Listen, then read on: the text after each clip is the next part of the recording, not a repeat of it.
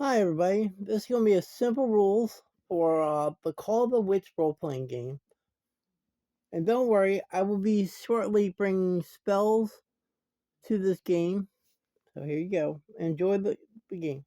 The Call of the Witch role-playing game. I need playing cards and d6 dice on your character sheet. You must decide if you're a black magic user, a white magic user, or green magic user. Then you must decide if you're a man or a woman, if you're good or evil. Your aura shield, that's like your armor class, strength, constitution, wisdom, intelligence, charisma, dexterity. How to fill out your character sheet. Use d6s to fill it out. How many d6 did you get? As a depending, your character can only level up to level 10. You add +1 to your modifier by 6. So if your stat is 6, you get a +1. If your stat is 12, you get a +2, and so on.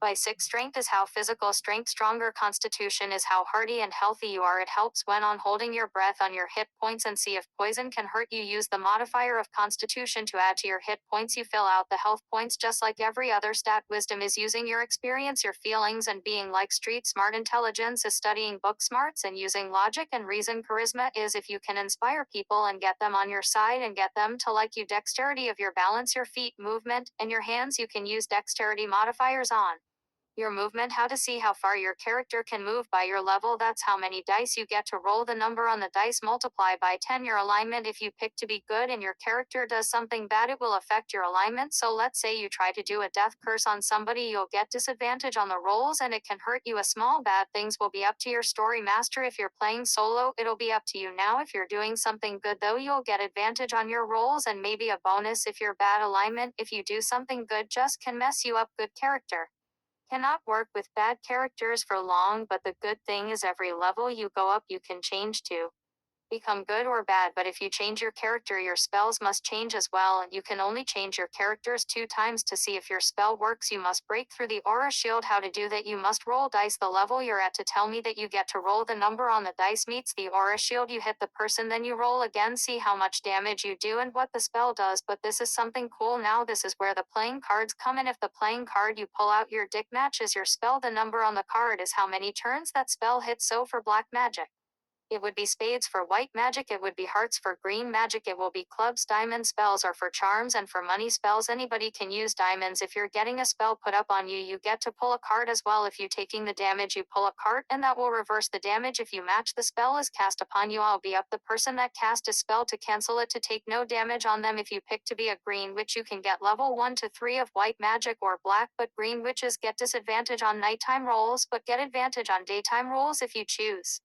white or black magic. You can use green magic up to level 2 with no disadvantage. Be up to your story master if they allow you to combine green with anything else, but white and black magic cannot combine no matter what. You can play this game in medieval times or modern times. If you're not using magic, you must hit their armor class. Not using melee weapons, it will be using strength modifiers. Using distant weapons, you are using dexterity. If you get your enemy down to 0, the enemy is dead, but if you go down to 0, you will have death saving throw. Just like Dungeon and Dragons 5th edition, your character will have 3 actions. I'll be up to the story master to tell you what actions will do. What was action is you can fight, do a spell, or move. Actions only come into effect usually during combat or results like that. Use monsters from your favorite games or movies, but change out everything and make it like your character sheet for the monster. So let's say you want Freddy Krueger in your game, you can keep the look and the backstory, but you must decide what level he is and then have the dice, then put the dice for stat. I find D&D 5th edition monsters are good cause they have a class rating already there to help you figure out what level they're at. Monsters do not have any limits of how far they can go in levels. Your characters can face a level 20 monster in this game if you want to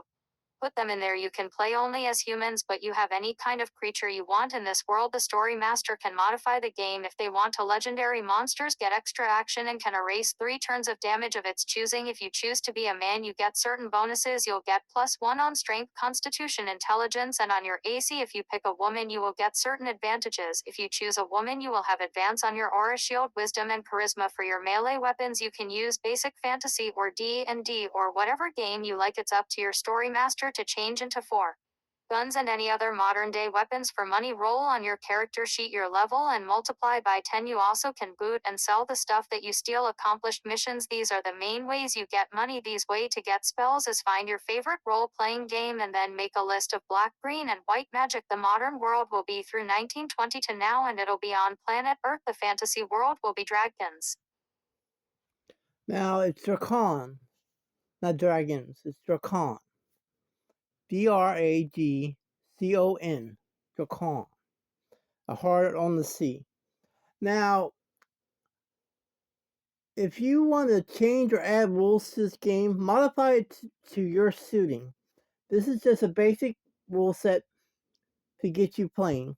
Don't worry, like I said earlier, I will be putting my own spells into this game, but you can use D&D or any other game you like spells. Just modify it to fit this game.